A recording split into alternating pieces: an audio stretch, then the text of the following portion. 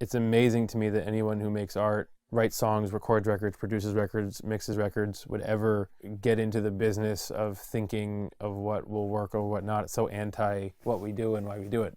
It doesn't, the whole reason why you started writing songs is because you didn't agree with every sound you heard on the radio or out there in the world. You wanted to hear your version of it. It's a really strange distortion to get into the game of trying to, like we were talking about before, do what you think people will like. If you're not, here to, like I said, just walk into the dark, then it would be a shame, because there's people have so much to offer when they're being themselves. Anyone I've ever worked with, we've been in agreement about that, that we're only here to make things that we love. And then, you chuck it out there and cross your fingers and hope that people hold it dear to them. And sometimes they do and sometimes they don't, but it doesn't change the fact that there's a real purpose to this. It's throwing these messages in a bottle out to the world, these lyrical messages, these sonic messages, these melodic messages, and finding anyone who, can agree with your sensibility is a really beautiful thing. It's a really connecting thing, connects people. And the more you, with the writing of it or with the sound of it, try to make it less personal and less interesting to you, the less you're going to get out of it. It's like being in therapy. You're not going to tell your therapist what you think they want to hear.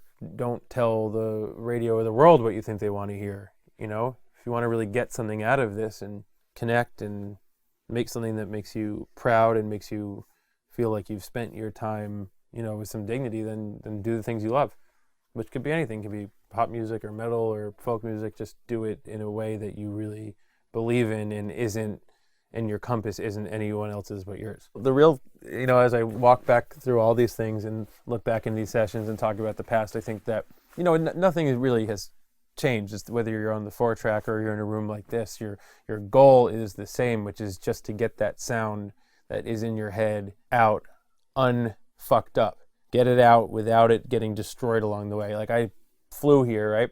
I was in Naples and it was raining. And when I got my bag from the baggage claim, it was all fucked up. It was wet. And it's no, this is not how I wanted my bag to come out. I didn't want it wet. I didn't want my clothes wet.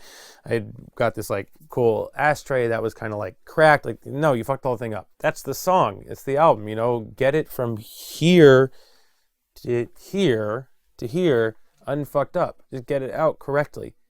And correct is only in here. There's no way to do it. There's no mixer or producer or anyone or songwriter in the world that can tell you how it's done. Only you can know it's finished. And if you can't make that decision, then you have to figure that out somehow. First of all, if you can't make that decision, then I don't know if the work is coming out of you. The work is coming out. You know something's finished in your heart and soul when, against all of your fears, you desperately believe that it matters, and you actually, in the craziest delusions, want the world to hear it for some reason. Who knows why, but you actually do. Aside from all things, aside from money and notoriety and all things, you actually just want people to hear this thing that you did, or you mixed, or you produced, or you wrote. You actually want that, and you can't figure out why. That is when you know it's done, when you actually want to do that, and I think that if you have trouble understanding that, then maybe you're not done. If you're done, you're done. I've never thought something was not done and put it out and thought it was done later. It just is or it isn't. It lives in your gut, and you know it's right or you don't. And I think that's the process of making records. The process of probably having a decent life, but specifically making records is to really listen to that thing and really block out everything else and really say, do I really think this is right? And if someone says it's not right and you believe it, then you got to fight for it. And if someone says, it is right and you think it's not right, don't drink the Kool-Aid, What do you do if you're lost? You just keep searching. And by the way, there's no validation. If a song's a hit or an album's a hit, it doesn't mean you were right.